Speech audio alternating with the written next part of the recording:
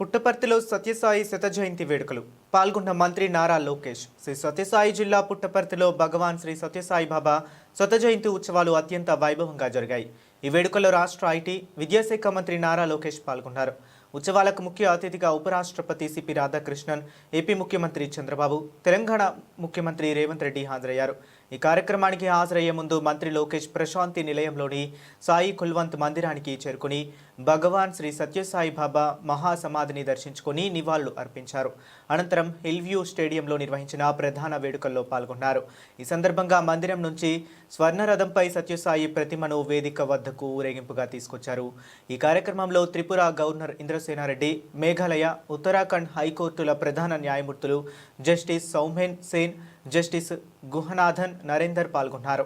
ఈ Sathya Sai central trust managing trustee RJ Ratnakar, global council chairman K Chakravarthy, పలువురు ప్రజా ప్రతినిధులు, అధికారులు, దేశ విదేశాల నుంచి భక్తులు పెద్ద సంఖ్యలో హాజరయ్యారు.